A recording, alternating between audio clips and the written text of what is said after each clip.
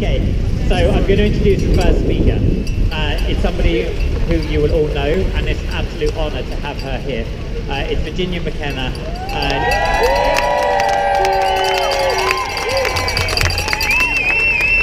She's a truly amazing individual, co-founder of Form Free, and obviously everybody will know her son Will as well, who runs Form Free now. Form Free and Virginia do an amazing job globally highlighting the fight and actually getting hands on saving the animals. So it's a real honour to have you here, Virginia. Thank you.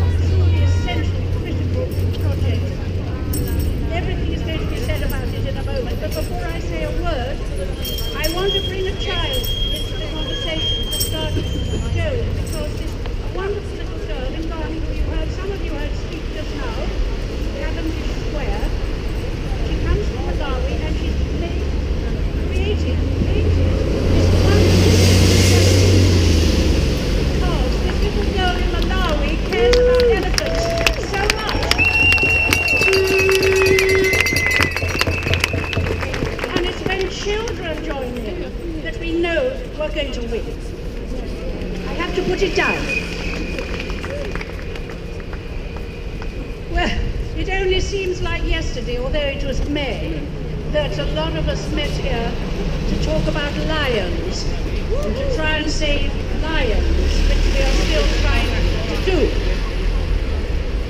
We were calling our government to end trophy hunting and the importation of those trophies into the United Kingdom.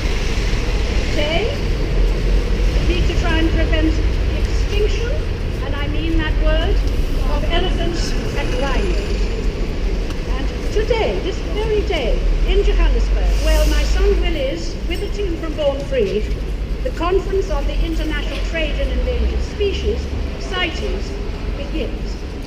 This conference, this very conference, will seal the fate, or save, amongst others, the two species we're here to try and help now. I hope it is encouraging that the Environment Minister, Andrea Leadsom, will be attending the conference at some point. I'm praying that is positive news. As many of you already know, I'm sure, the whole of Africa, there may be less than 400,000 elephants, and under 50,000 forest elephants. 20,000 southern white rhinos across 9 southern and East African countries, and 5,000 black rhinos across 10. Scandalous number. Between 2010 and 2012, 2 years, it is believed that over 100,000 elephants were slaughtered for ivory.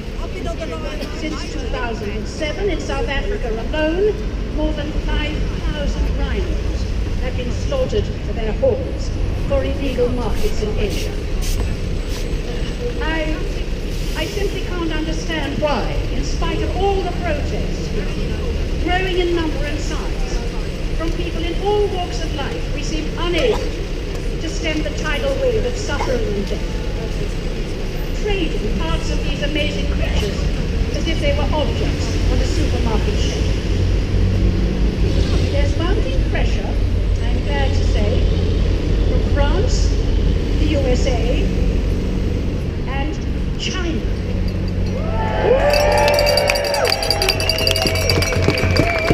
And now, at last, the UK has spoken.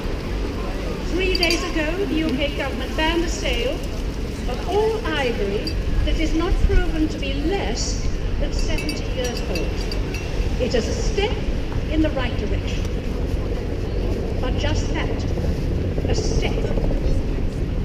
There must be a total ban on all ivory sales.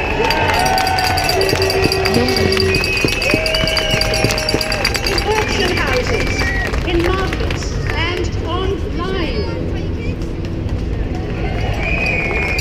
The illegal traders are not so easily deterred, and will, I'm sure, get around every loophole, even the most obscure. This has to happen now. As in a terrifyingly short space of time, it will be too. Rhinos and the medicinal ingredients in their horn, we know this is total nonsense. It's made of keratin like our fingernails, has no healing properties whatsoever. Still, some people kill them and chop off the horn. Others don't kill them, but chop off the horn and let it grow again. Some of these rhino farmers stockpile the horns, creating a potential gold mine to sell one day. No question of burning, as the Kenyan government so courageously did with 105-ton ivory only 5 months ago.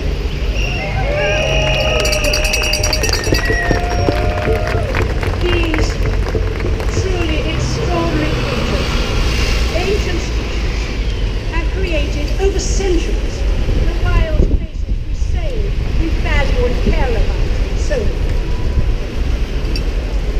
We hear voices over and over again warning us that wilderness is disappearing. Animals are being killed. The balance of nature is changing for the worse. Animals are persecuted, mutilated, maimed in the name of trade, sport, money, and of course, indifference and greed. But when so many voices are raised, and not for the first time, they must be listened to. Once more, our voices today are the voices of reason, compassion, and if they're ignored, there will be no winners.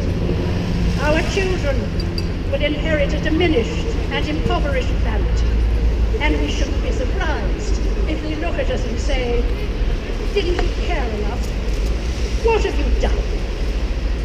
We will have no answer.